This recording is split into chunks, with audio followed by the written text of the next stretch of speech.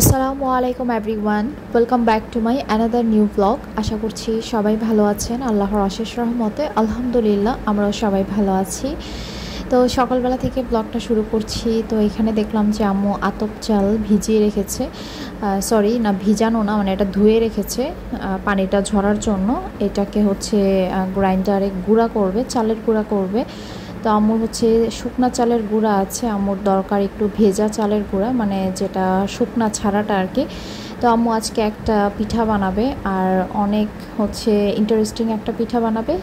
আজকে যে পিঠাটা বানাবে এই পিঠা আগে কখনো বানায় নাই, মানে কিছুদিন আগে ট্রাই করছিল আম্মু, আজকে হচ্ছে দ্বিতীয়বারের মতো ট্রাই করতেছে। মানে আমরা আসার পরেও ট্রাই করছিল আর কি, আমি আপনাদেরকে দেখিয়েছিলাম আর এটাকে আমি বলেছিলাম যে ডিমের পিঠা। তো আজকে আমি আসলে এটার রেসিপিটা আপনাদেরকে শেয়ার করব যে অ্যাকচুয়ালি আম্মু সেদিন কিসের পিঠা বানিয়েছিল আমি নিজেও জানতাম না, পরে জেনেছি। তো সেই পিঠাটাই আজকে বানাবে। তারপর সকালবেলা আব্বু অনেকগুলো পাবদা মাছ নিয়ে আসছে, তো মাছগুলো একটু আমি ঢেলে রাখতেছি, আম্মু এখন মাছগুলো কাটবে। পাবদা মাছগুলো একদম চকচক করতেছিল কালারটা, আর তাজা ছিল মাছগুলো। তো আজকে রান্না করা হবে এখান থেকে টাটকা পাবদা মাছ। মাছ ফ্রিজে রাখার আগে রান্না করলেই বেশি ভালো লাগে, ফ্রিজে রাখলে টেস্টটা একটু অন্যরকম হয়ে যায়। আর মানে তাজা মাছের মজাটা আসলে ফ্রিজে রাখা মাছের সাথে আসলে মিলে না, আমার কাছে মনে হয় আর কি। যে কোনো মাছই হোক না কেন, মাছটা যখন কিনে আনে বা পুকুর থেকে ধরে, সেটা সাথে সাথে রান্না করলে যে টেস্ট পাওয়া যায়, পরে ফ্রিজে রাখলে সেই টেস্ট আর পাওয়া যায় না।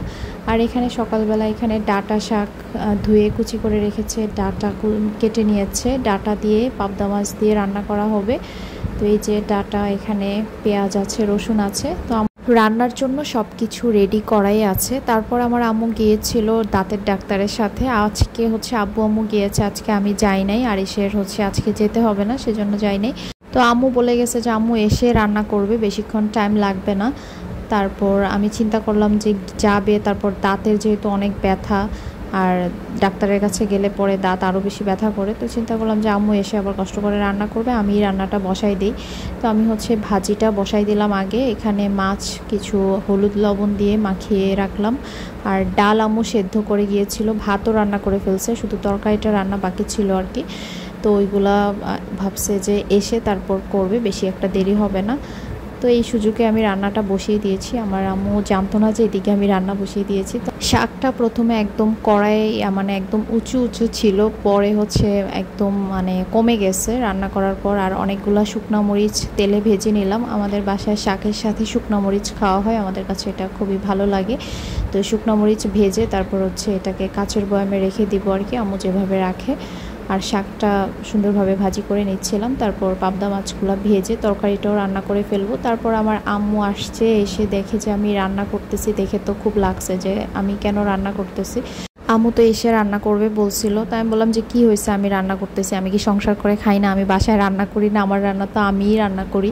তারপর আম্মু এসে উল্টা আমাকে শরবত বানাই দিচ্ছে যে গরমের মধ্যে আমি কষ্ট করে চুলার পাশে দাঁড়িয়ে রান্না করতেছি। তো দেখেন আমার মায়ের কি পরিমাণ মানে মায়া ভালোবাসা আমাদের প্রতি।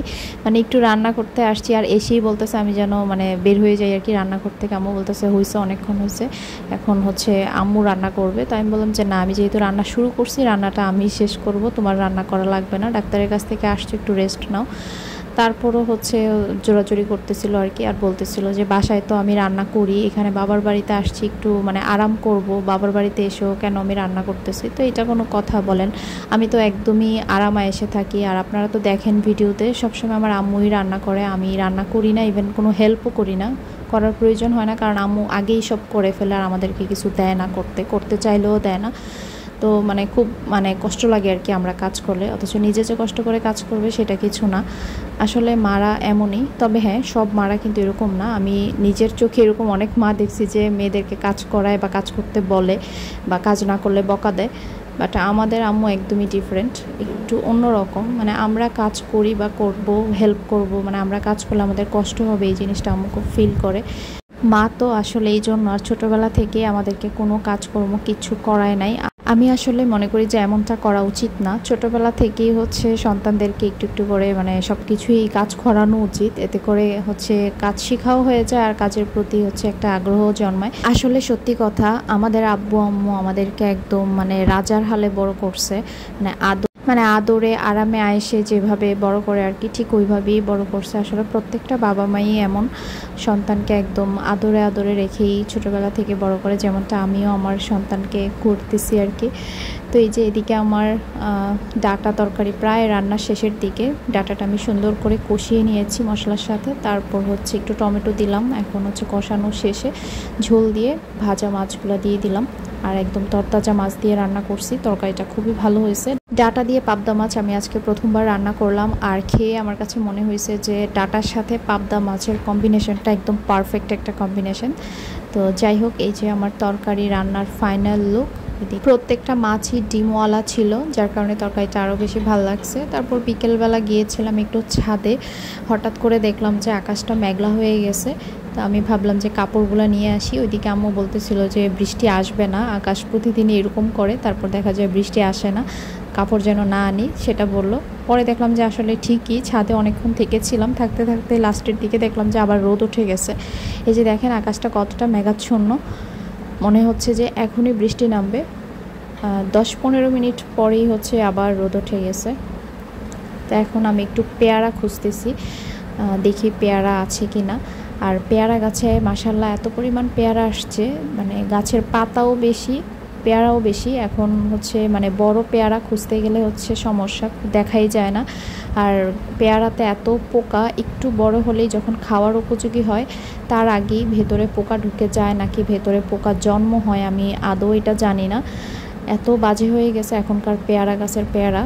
আমরা যখন ছোট ছিলাম আগে দেখতাম যে পেয়ারা গাছটাই সবার বাড়িতে বেশি থাকতো, একদম গাছের মধ্যে পেকে থাকতো, এবং সেই পাকা পেয়ারাটা খাওয়া যেত। কখনোই মানে ছোটোবেলায় আমরা দেখি নাই বা শুনিও নাই যে পেয়ারা গাছের মধ্যে পোকা হয় বা পেয়ারার মধ্যে পোকা ঢুকে এরকম কিছু। বাট এখন আস্তে আস্তে দেখলাম যে মানে প্রায় সবার গাছের পেয়ারা সেম অবস্থা।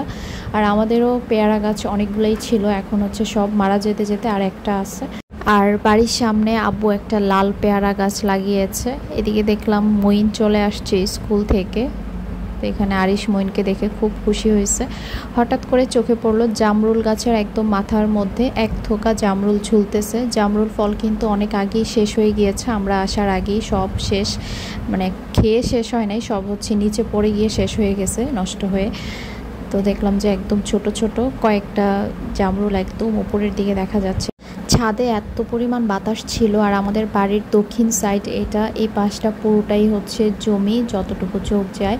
আর এই যে পাশেই পুকুর আছে একটা, এই জন্য এই পাশের বাতাসটা এত ঠান্ডা। দক্ষিণ দিকের একটা যে বাতাস থাকে দক্ষিণা হাওয়া, এটা সবসময় আমরা পাই। আজকে সকালবেলা ঘুম থেকে ওঠার পরে দেখতেছিলাম যে অনেক বাতাস। হঠাৎ চোখ পড়লো আমাদের জলপাই গাছে, মাশাল্লাহ অনেক ফুল হয়েছে। জলপাই মনে হয় ভালোই আসবে, দেখা যাচ্ছে, দেখা যাক কি হয়। আর এখানে হঠাৎ করে আমার ছোট বোনের চোখে পড়লো একটা পেয়ারা বড় হয়েছে, একদম ভেতরের দিকে ছিল। তো পেয়ারাটা হচ্ছে আমি খুব এক্সাইটেড হয়ে পারলাম, আর পেরে দেখলাম যে এই যে স্কিনের মধ্যে ছিদ্র ছিদ্র, এটা দেখেই বোঝা যাচ্ছে যে ভেতরে পোকার আগমন হচ্ছে আস্তে আস্তে, হয়তো বা ভেতরে পুরাটাই পোকা হয়ে যাবে। এই যে দেখেন।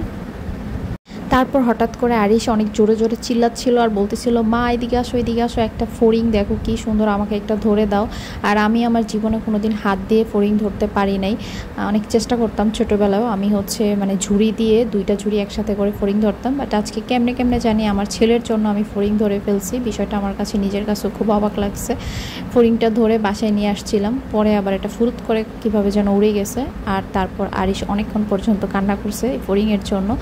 এখন হচ্ছে আম্মু সকালবেলা যে চালটা ভিজিয়ে রেখেছিল গুঁড়া করার জন্য পিঠা বানাবে, এই চালটা এখন ব্লেন্ডারে গুঁড়া করবে। আর অনেকে আমাকে ইনবক্সে লিখেছেন, জানতে চেয়েছেন আম্মুকে যে ব্লেন্ডারটা আমি কিনে দিয়েছি সেটার প্রাইস কেমন পড়েছে। তো এটা নিয়েছে 5,500, মার্কেটে অবশ্য প্রাইস একটু বেশিই চায়, তো কিনেছে হচ্ছে 5,500 দিয়ে। তো আমি হচ্ছে বলে দিয়েছিলাম আর কি আমার বোনকে কেনার জন্য জয়পান ব্র্যান্ডের, তো এটা সে কিনেছে। তো 5,500 পড়েছে প্রাইসটা। আর এটা হচ্ছে ড্রাই গ্রাইন্ডিং জার, এটার মধ্যে হচ্ছে যে কোনো ড্রাই কিছু গ্রাইন্ড করা যায় আর কি।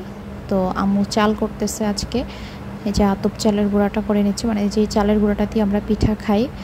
এই যে সুন্দরভাবে চালটা গুঁড়া হয়ে গেছে, এখন চেলে নিবে। আর একদম ইনস্ট্যান্ট করা চালের গুঁড়া দিয়ে পিঠা যে এত ভালো হয় আমি আগে জানতাম না। আজকের পিঠাগুলো এত সুন্দর হয়েছে, আপনাদেরকে দেখাবো, এবং কি পিঠা বানাচ্ছে সেটা একটু পরেই বলতেছি। অনেকে হয়তো শুনে খুব অবাক হবেন, কারণ আম্মু আজকে যে পিঠাটা বানাচ্ছে এটা একটা ফ্রুটস দিয়ে বানাচ্ছে।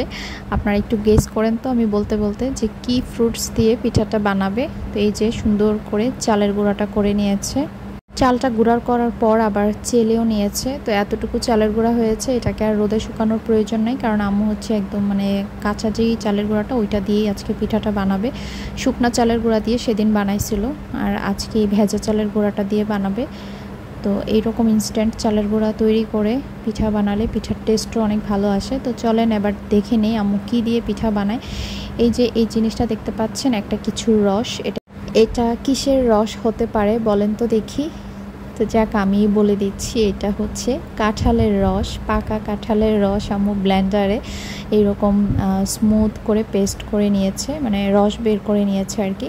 তার সাথে দিয়েছে একটা ডিম, চিনি, ইস্ট, বেকিং সোডা আর হচ্ছে বেকিং পাউডার। বেকিং সোডা মানে হচ্ছে খাবার সোডা আর কি, যেটা খাবারে ইউজ করা হয়। তারপর সব কিছু একসাথে মিক্স করে নিয়েছে, একটু লবণও দিয়েছে। তারপর এখন দিয়ে দিচ্ছে চালের গুঁড়া, যে চালের গুঁড়াটা মাত্রই আম্মু হাতে করলো। তো অল্প অল্প করে দিয়ে এখন মিক্স করে নিচ্ছে। তারপর হচ্ছে এভাবে করে পুরোটাই মিক্স করে নেবে। আর এখন দিয়ে দিচ্ছে আটাও কিন্তু এটাতে দিতে হবে। তো অনেকে নিশ্চয়ই অবাক হচ্ছেন যে কাঁঠাল দিয়ে আবার পিঠা তৈরি হয়, আবার অনেকে এটা তৈরি করে খান, কিন্তু আমাদের বাসায় এটা আগে কখনো তৈরি করা হয় নাই। এবছরই আম্মু সেদিন প্রথম ট্রাই করছিল, তো আজকে সেকেন্ড টাইম ট্রাই করতেছে। তো সেদিন যে বানিয়েছিল সেটা হচ্ছে আমি প্রথমে বুঝি নাই, কারণ আমি যে কাঁঠাল খাই না, পছন্দ করি না, সেজন্য আম্মু প্রথমে বলে নাই। তো পরে বলছে আর কি। তা আসলে বোঝাই যায় নাই যে এটাতে যে কাঁঠাল আছে। কাঁঠালের তেমন কোনো স্মেলই ছিল না, তালের পিঠার মতো লাগতেছিল সত্যি কথা। তো আপনারা ট্রাই করে দেখতে পারেন। আর জিনিসটা এত সুন্দর হচ্ছিল মাশাল্লাহ, তেলের মধ্যে এই যে দিয়ে দিচ্ছে আর একদম ফুলে ফুলে উঠতেছিল। তো এটাকে হচ্ছে ব্যাটারটা তৈরি করার পর কিছুক্ষণ রেখে দিতে হবে। আর এটাতে হচ্ছে লিকুইড মিল্কও অ্যাড করা হয়। সেদিন আম্মু একটু দুধ ইউজ করেছিল, তো আজকের পিঠাটাতে হচ্ছে দুধ ইউজ করে নাই, এটা এমনিতেই সুন্দর একটা ব্যাটার হয়ে গেছে। আর তেলের মধ্যে দেওয়ার পর এগুলো ফুলে ফুলে উপরে উঠতেছিল, আর ফুলে এটা নিজেই উল্টে যাচ্ছিল। জিনিসটা আমি ক্যামেরাতে ক্যাপচার করতে পারি নাই, কি সুন্দর নিজে উল্টে গেছিলো কয়েকটা পিঠা, মানে একদম ফুলে উপরে ওঠে। কারণ এটাতে ইস্ট দেয়া আছে, যার কারণে পিঠাগুলো আরও সুন্দরভাবে ফুলেছে। তারপর আবার ডিমও দেয়া আছে। এই তো। আর এই পিঠাটা আজকে আম্মু হচ্ছে স্পেশালি এই পিঠাটা আরিশের জন্য বানাচ্ছে, কারণ সেদিন আরিশ এই পিঠাটা পছন্দ করেছিল আর বলেছিল নানু তুমি আমাকে আবার সফট পিঠা বানাই দিও। সে এটার নাম দিছে সফটি পিঠা। তো আম্মুকে বলে আর কি যে আমি যখন চলে যাব আবার, তখন তোমাকেও অনেক মিস করব, এই সফটি পিঠাটাকেও অনেক মিস করব, আজকে বলতেছিল। তো সে এটার নাম দিয়েছে, কিউট একটা নাম, সফটি পিঠা। তো এই যে সুন্দর করে এখন হচ্ছে একটা শাসলিক কাঠি দিয়ে আম্মু পিঠাগুলো উল্টে দিচ্ছে। চুলার হিটটাকে এই পর্যায়ে একদমই লো করে রাখতে হবে, তা না হলে দেখা যাবে উপরে কালার চলে আসছে আর ভেতর থেকে পিঠাটা হয় নাই। চুলার হিটটাকে মিডিয়াম টু লো হিটে রেখে পিঠাগুলো সুন্দর করে ভেজে নিতে হবে। তারপর এরকম সুন্দর একটা কালার চলে আসছে, এখন হচ্ছে আম্মু তেল থেকে তুলে নিচ্ছে। পিঠা ভাজা হয়ে যাওয়ার পর আম্মু আরিশকে দিয়ে ওর নানা ভাইয়ের কাছে পিঠা পাঠিয়েছে আব্বুকে দেওয়ার জন্য আর কি। তো সুন্দর করে হচ্ছে ওর নানা ভাইকে এনে পিঠাটা দিল।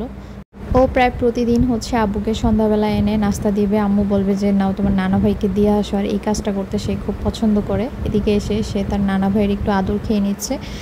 তারপর এখন আবার গিয়ে দেখবো যে আম্মু আরেকবার পিঠা দিয়ে দিয়েছে, ওইগুলো হয়ে গেছে, উঠাই নিছে। আর ভেতরটা কীরকম হয়েছে আমি আপনাদেরকে একটু কাছ থেকে দেখাবো পিঠাটা ভেঙে। আমার কাছে এই পিঠাটা আজকে লাগছে হচ্ছে একদম ভাজা কেকের মতো, একটা কেক হয় না ফ্রাই কেক, ওইটার মতোই লাগছে। ভেতরটা এত ফ্লাফি হয়েছে। তো এই যে দেখেন আম্মু ভাজার পর আমাদেরকে দিল। আমরা ভাই বোন এখন সবাই একসাথে বসে সন্ধ্যার নাস্তায় এই মজাদার পিঠাটা খাবো। যদিও প্রথম দিন কাঁঠালের পিঠা শুনে আমি খুব নাক সিটকিয়েছিলাম যে খাবো না, খাইও নাই। তা আজকে দেখলাম যে পিঠাটা এত সুন্দর হয়েছে, টেস্ট করে দেখলাম যে আসলেই অনেক মজা। আর কাঁঠালের যে একটা কেমন স্মেল থাকে, ওই স্মেলটা মানে থাকে না, একটা তো স্মেল থাকবেই, তবে ওই রকম একদম কড়া স্মেল না, হালকা একটা স্মেল, বোঝার কোনো উপায়ই নাই যে এটা কাঁঠালের তৈরি। আর এই যে দেখেন ভেতরটা একদম কেকের মতো, এই যে একদম ছিদ্র হয়েছে, ফ্লাফি।